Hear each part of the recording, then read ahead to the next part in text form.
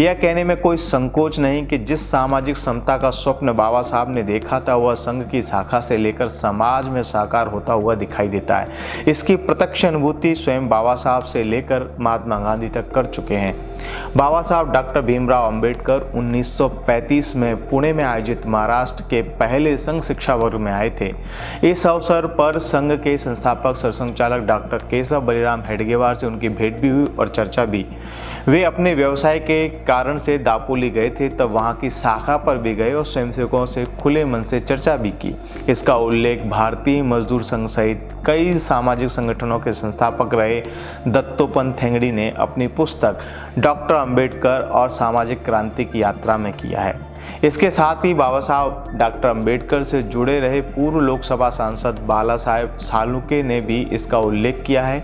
उनके पुत्र काश्यप सालुके ने भानुदास गायकवाड़ के साथ मिलकर बाबा साहेब सालुके के संस्मरणों और विचारों का संकलन आमच साहिब दिवंगत खासदार बाला साहेब सांकुले इस नाम से किया है। इस पुस्तक के पृष्ठ क्रमांक 2553 पर डॉक्टर अंबेडकर और आरएसएस के संदर्भ में ये उल्लेख आता है।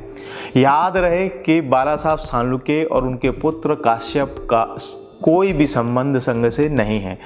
1937 में करहाड़ शाखा, जो महाराष्ट्र में ही है, के विजयदशमी उत्सव पर बाबा साहब का भाषण हुआ था।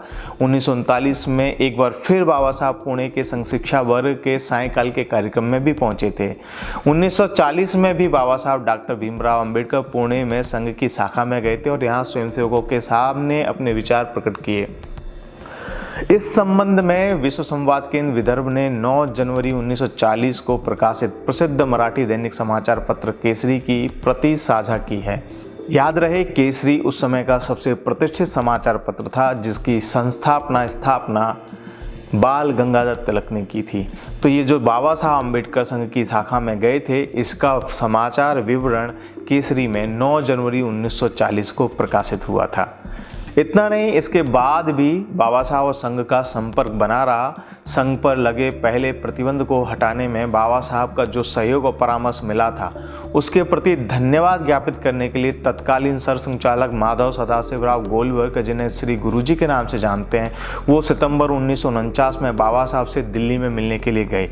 इसी तरह हम ये भी जानते हैं कि महात्मा गांधी ने भी निकट से संघ के दर्शन किए हैं। उन्होंने तो संघ के शिविर और शाखा में जाने का उल्लेख स्वयं ही किया है।